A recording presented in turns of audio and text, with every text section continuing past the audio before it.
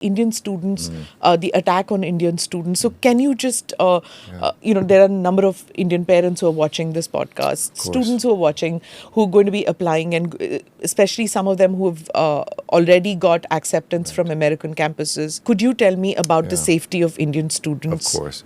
Well, first and foremost, to any families, and I've talked to some of those families who have faced a tragedy with their own son or daughter. I mean, our hearts go out. We take the justice issues very seriously, of bringing to justice any perpetrators. With, 250,000 now a year, statistically, this is going to happen. But that's not acceptable to a parent if it happens to your child. Sure. So there are things we can do, just to be aware, to have a heads up, to know which neighborhoods you should and shouldn't go into that are higher crime areas. The same sort of advice we give travelers when they go around the world, including to places like India. We know that these things can happen, but you can play a role in lessening the risk. Go with friends. Make sure that you always have a person who's keeping an eye on you and that you can check in on. And look, these are very different cases. Sometimes it might be somebody with mental health issues, and it could be a suicide. Other times it's an attack. We don't know if it's a hate crime or if it's just a random attack because somebody was robbing somebody. But crime happens.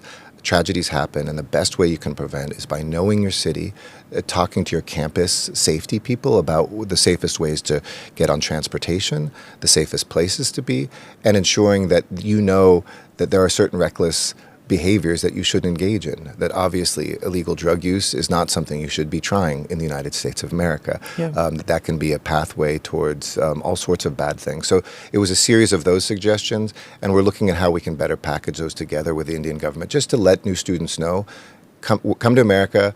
Statistically, it's going to be an extremely safe, very enjoyable thing. But to ensure that you aren't enmeshed in any tragedy, here are things you can do to protect yourself. Yes, because at least for my generation, parents used to think that, sending your kids to America, kids can take public transport. Cases of muggings don't happen unless you're going into the inner city area or something. At least near college campuses, this didn't happen. But now increasing reports, of course, statistically, as you said. So the law and order situation in many of these college cities, it is a source of worry for parents who are sending kids.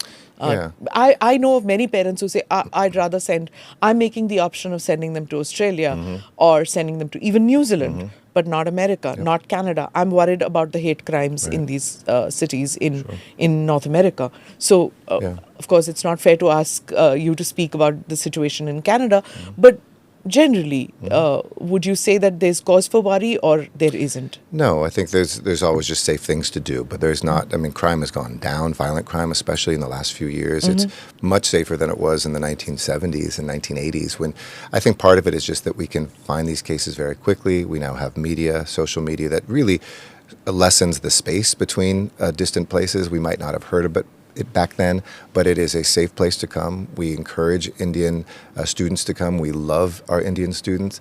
And there's also things that whether you're in America, whether you're in Canada, whether you're in Australia, whether you're in New Zealand, whether you're here in India, that you should do to make sure you're safe.